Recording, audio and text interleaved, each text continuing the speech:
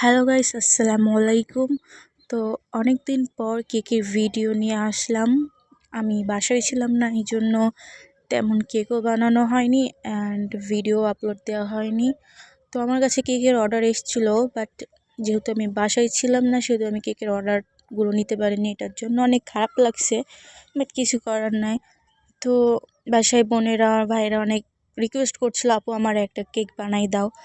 তাদের রিকোয়েস্টটা ফেলানো যাবে না, এর জন্য আমি একটা ভ্যানিলা স্পঞ্জ কেক বানিয়েছি। আর এটা হচ্ছে 1 পাউন্ডের কেক বানিয়েছি, যেহেতু বাসায় বানিয়েছি এই জন্য এটা 2টা স্লাইস করেছিলাম। সত্যি বলতে কেকটা অনেক স্পঞ্জ হয়েছিল আর খেতেও অনেক মজা ছিল। সবাই বলছিল কেকটা আসলে অনেক মজা হয়েছে। আর আমার হাতের কেক তো অলওয়েজ মজাই হয়, সেটা নতুন কিছু না। এখন অনেকে বলবে নিজের কেকের প্রশংসা করছে, বাট আমার কাছে মনে হয় যে আমার কেক মাশাআল্লাহ অনেক ভালো, অ্যান্ড আমি সব কিছু কোয়ালিটি ভালোগুলো দিয়েই করি, সেহেতু আমার কাছে আমার কেক বেস্ট মনে হয়।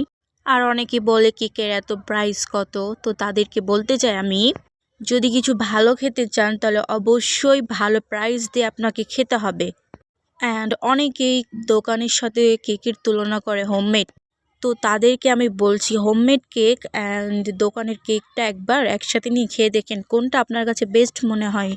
আমি নিশ্চিন্ত হয়ে বলতে পারবো আমার কাছে বেস্ট মনে হয় হোমমেড কেক।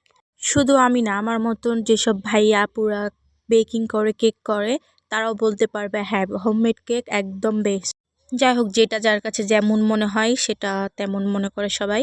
আমার কাছে যেটা বেস্ট মনে হচ্ছে আমি সেটাই বলেছি। তো এখানে ফিনিশিংটা দিয়ে দিব। আর আমার বাসায় সবাই যেহেতু ক্রিমটা বেশি পছন্দ করে, এই জন্য ক্রিমটা এখানে বেশি করে দিব।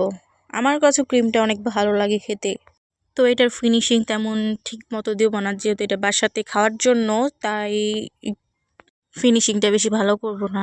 আর আমার কাছে ফিনিশিংটা কেন জানি অনেক ভালো লাগে দিতে। তো এখানে আমি ইয়েলো কালার দিয়েছি।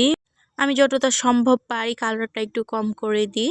তো এখানে আমি অল্প করে ইয়েলো কালারটা দিয়েছিলাম। দেন এটাকে এখন ভালোভাবে কেকের সাথে ফিনিশিংটা দিয়ে দিব। প্রথমে ভাবছিলাম কেকে কোনো কালার দিব না, তেমন কোনো ডিজাইন করব না। তারপর ভাবলাম যে না, একটু ডিজাইন না করলে আসলে কেকটা দেখতে ভালো লাগবে না, এই জন্য এখানে আমি ইয়েলো কালারটা দিয়েছি। দয়া করে কেউ আমার ভয়েস নিয়ে জাজ করবেন না, কারণ আমার ভয়েসটা অনেক বাজে।